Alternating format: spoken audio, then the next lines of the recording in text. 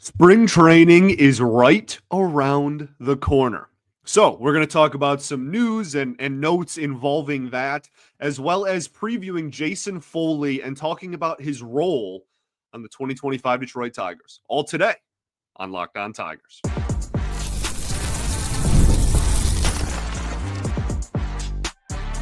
You are Locked On Tigers, your daily Detroit Tigers podcast. Part of the Locked On Podcast Network, your team every day.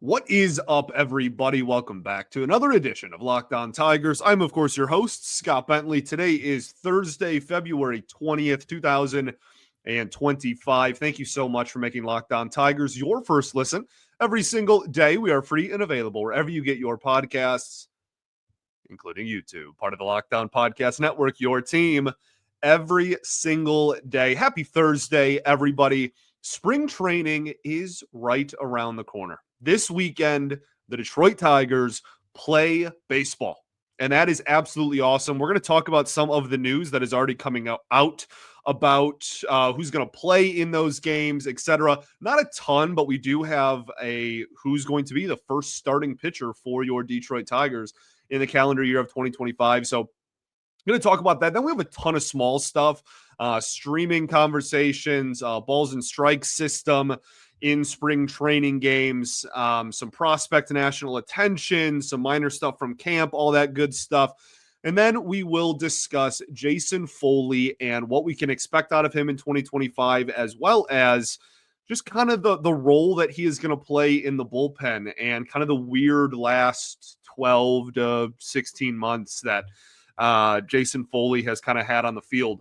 We're going to start off by talking about Kenta Maeda, though, and that is because it was announced that Kenta Maeda will be the first starting pitcher for your Detroit Tigers in 2025. Honestly, I get it, and there's going to be a little bit of an overreaction by people just because, you know, he struggled so mightily since coming to Detroit, and you know, like very rarely is the first spring training start like, hey, you throw your ace. Like it's spring training, right? Like that's no one thinks Kenta Maeda is the best pitcher on the team. We have the guy who just won unanimous Cy Young. But honestly, I kind of get it. There are a lot of question marks surrounding Kenta Maeda and surrounding the fifth spot in that rotation as it stands right now. I guess you could kind of argue the fourth and fifth spot in the rotation, but at a minimum, one of those rotation spots is up for grabs. If you don't want to give the fourth spot in the rotation, just hand it to Jackson Jobe on a platter, then a platter, then you have, you know, technically both of those spots open. But it's one of those things where with Maeda specifically, you have his contract where he's getting still paid a decent amount of money, right? 10 mil, 12 mil, whatever it is this year. Okay. You have his role on the team, which is a massive question mark. He came in and was signed, believed to be a starting pitcher, then was a reliever for almost the entirety of the second half of the season. And like I just mentioned, you have an empty rotation spot. So if we just did our roster projections earlier this week, and I think one of the biggest, not necessarily, well, maybe toss up is kind of the phrase to use, is Maeda, because he could be from anything from like outright cut and the Tigers eat the money. And it's only, 1 year left on the deal anyway. So let's just figure out how to, it's more valuable to the team to open that roster spot than it is to keep him and pay him. It's more valuable to pay him and have somebody else fill that spot, which I don't think is a guarantee as of right now, which some people may scoff at. But like, he did show marginal and noticeable improvements when moved to the bullpen last year. Now, I also don't want to fall for the best shape of his life nonsense that we hear every spring training. Okay. And that is something that I struggle with. And I think everybody does, because we've gone, 4 or 5 months without baseball. And we all just want baseball to be back. And it's hard not to get swept up in the Miguel Cabrera's coming into camp 20 pounds lighter nonsense that we had to deal with for a decade. Like It naturally happens with the excitement of the beginning of the year. So I think we also have to walk that fine line of like, okay, a lot of reports are saying that Kenta Maeda looks really good and looks really sharp and threw over the winter, which is something he literally didn't do last year. Like that is a noticeable difference. Just literally throwing over the offseason was something he didn't usually do and didn't do going into camp last year. So like that you would think gives him a leg up. And like I said, that he came into camp early, like well before pitchers and catchers were scheduled to report. And there was a lot of talk about like how sharp his stuff looked and that it was better than before.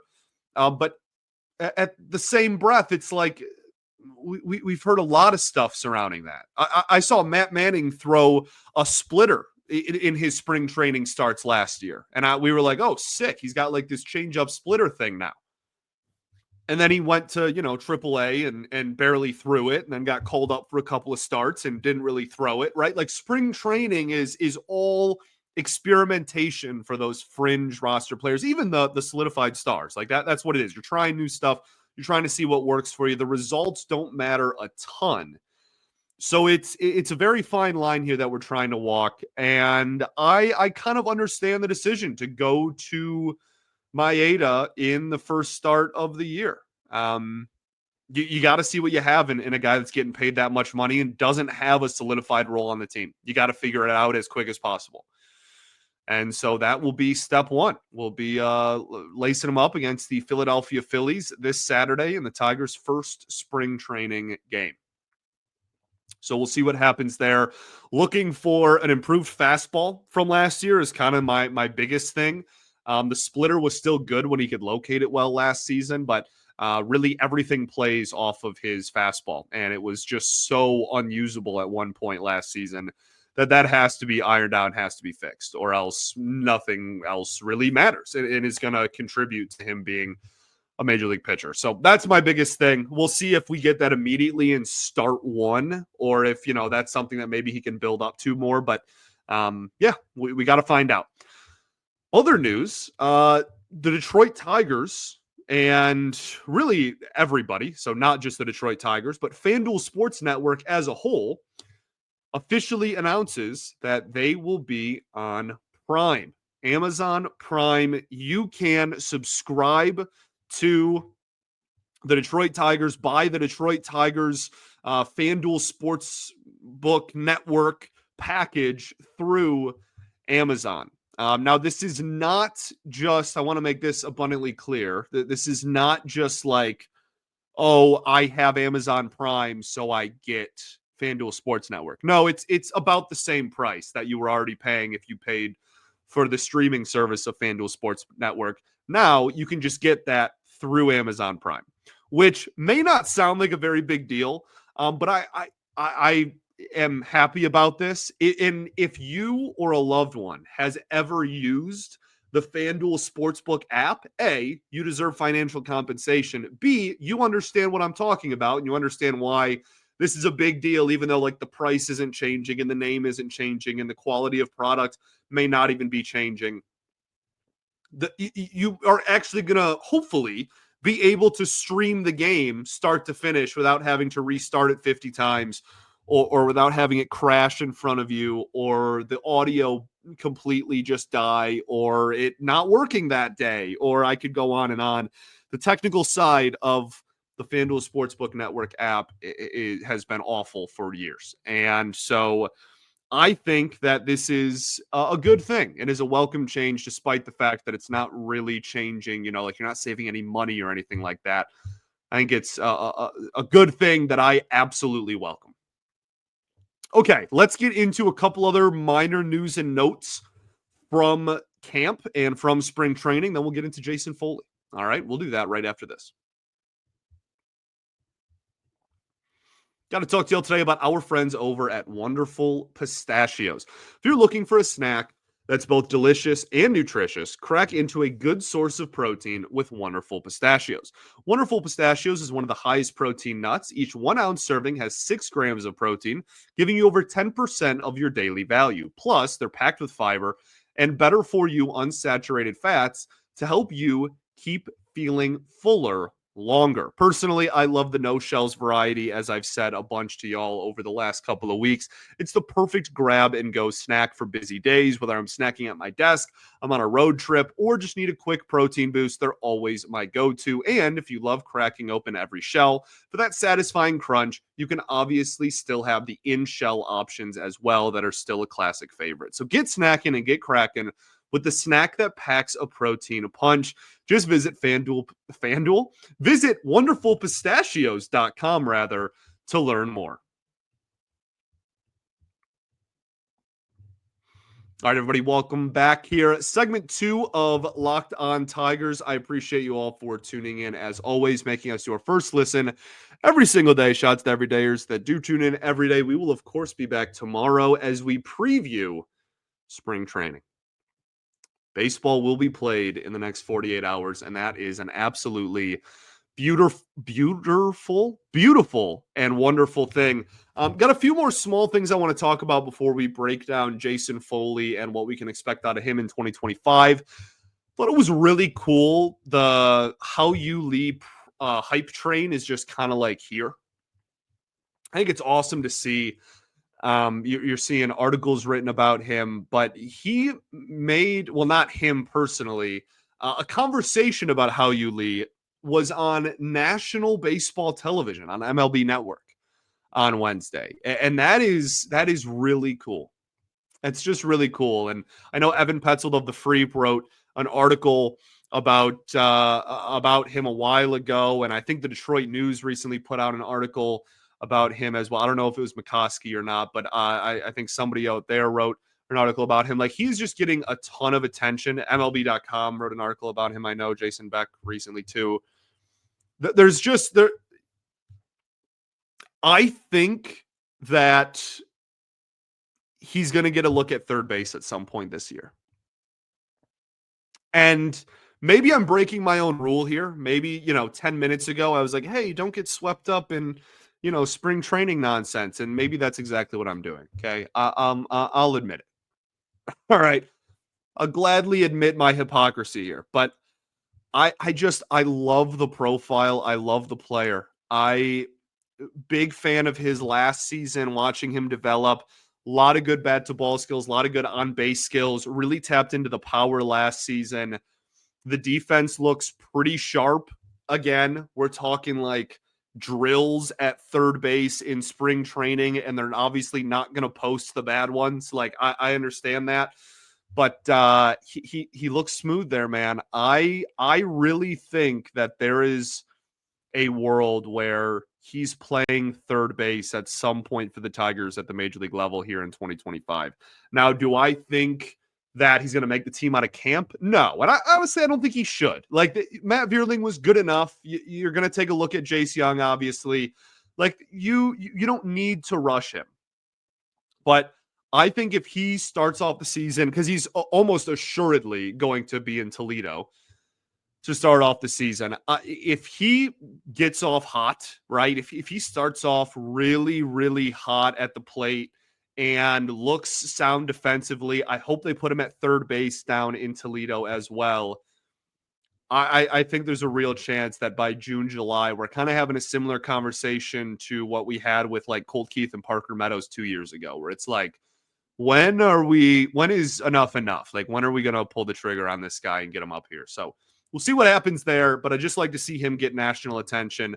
Justin Henry Malloy, Evan Petzold of the Freep, said that he looked really good at first base. I haven't seen it with my own two eyes, so we'll wait until I give you my own, judgment and opinion on that. But we trust Evan here a lot. Love Ev. And yeah, man, like if that ends up being the case, I think that throws a whole nother wrinkle in roster projections. Not that Malloy would start at first base on opening day or like would get a ton of playing time over Colt Keith, who, as we mentioned a lot on here, isn't a platoon style hitter. But I do think that versatility can only help Justin Henry Malloy in his major league career and his playing time. And if he can be in a position where, late in the game, we need to pinch hit for Malloy or pinch hit Malloy into the game for somebody else. Okay, well, Colt Keith can move to second and play there for 2 innings. Glaber, I know he has the whole, like, I'm not going to play third thing. Play 2 innings at third. You know what I mean? Like, if we can, if it just, anything to give AJ Hinch more flexibility, I think is always a good thing. Only other thing I really got is just the ABS system is going to be implemented in spring training. This is something that is happening. If you hate it, you gotta accept it. Okay. It is coming to regular season Major League Baseball very, very soon. Within the next year or two, I think we will have this challenge system for balls and strikes in the majors. And for those who are unaware, I talk about it all the time, but I was a catcher my entire life. I absolutely love the catcher position and everything that comes with it. I have been adamantly anti fully automated strike zone for as long as I understood the concept of a fully automated strike zone. I think that really takes away a part of the game that I just love and adore in framing and receiving. That being said, I have zero issue with the challenge system, and I think it actually adds a whole new wrinkle of strategy in the game of baseball, which I am never against. Well, I shouldn't say never against. I am not against in this case.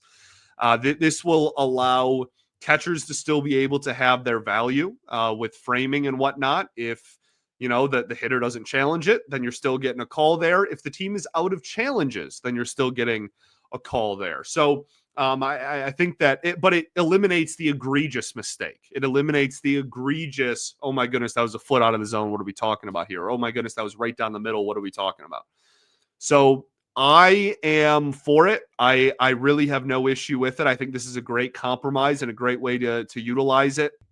Like I said too, like there's also that little bit of excitement that's kind of cool, and not that it needed this, not that the game of baseball needed this to happen, but I am kind of looking forward to the first, like, bases loaded, 2 outs, full count. Oh, there's a challenge. If it's a strike, the game's over and the team that's in the field wins. If it's a ball, then the hitting team wins. Like, that's going to be an electric moment. That's probably going to get some people fired up as we see the ball go in. And it's going to kind of be like if you watch tennis, it's kind of similar to that. I don't know. I think that there's some a lot of good that can come out of this. So we'll see. We'll see. If I'm, we'll judge it objectively. And if I think it sucks in spring training, which I won't because I've watched a ton of minor league baseball and I already know what it looks like, but we'll see how it looks for the major leaguers here in spring training. All right, let's talk Jason Foley. We'll do that right after this. Got to talk to you all today about our friends over at FanDuel. When the game tips off, the NBA action is just getting started, and there's no better place to get in on that action with FanDuel, America's #1 sportsbook. With FanDuel, you can place live bets through the game, so even if you miss the opening tip-off or want to bet on a fourth quarter comeback, you can stay in on all the action. And if you're looking for a bigger payout, you can even combine your live bets into a same-game parlay. I love using FanDuel's live betting feature because it keeps every moment of the game exciting, whether I'm backing my team for a late game rally or picking a player to hit a clutch 3. I never feel like I missed my chance. Plus, the app is easy to use, and when you win, you get paid instantly. Right now, new FanDuel customers can get $150 in bonus bets if your first $5 bet wins. Just visit FanDuel.com to join today. That's FanDuel.com to shoot your shot at $150 in bonus bets. Make every moment more with FanDuel, the official sports betting partner of the NBA. All right, everybody, welcome back here. Third and final segment of Locked On Tigers. Appreciate you all for tuning in as always. Jason Foley, one of my favorite players in all of baseball, one of my favorite players in the Tigers organization. We hopped on the Foley train when he first got called up a few years ago, and it has been an absolutely glorious and fun and wild ride. This guy is somebody that I say this all the time, mid-season, I guess. I say this all the time. This is a guy that I genuinely think 29 other teams would absolutely kill for. And like we'll talk, there are flaws. He is not the perfect prototype pitcher, but he's the perfect prototype ground ball pitcher. And if he knows his role and knows what he has to do and knows what he is asked to do and tasked with doing whenever he is called out of the bullpen, then we're all good. The issue last year was that Jason Foley was asked to be something that he is not, which is the highest leverage reliever, closer, caliber pitcher.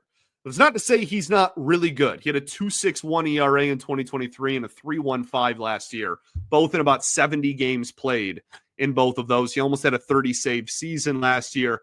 He's dang good. He's really good. But he doesn't get swings and misses.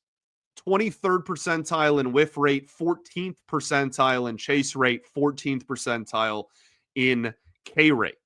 So he doesn't get strikeouts, and that's with that's an improvement. Those numbers, the swing and miss numbers, got better than they were in 2023, and I think it cost him. I actually didn't like the adjustments. This dude didn't walk anybody in 2023. And it was one of the reasons why I loved him so much is, you know what, he's not going to get a strikeout, but you can't lift the ball because he only gave up, I think it was 3 home runs in all of 2023. You can't lift the ball. You can't get extra base hits off him. You're going to hit it on the ground. And you're also, even though you're not going to strike out, you'll put the ball in play, but you're going to have to put the ball in play too, because he won't walk you. This past year, it was, league average walk numbers. Actually, exactly. I think 8% was league average walk rate a year ago.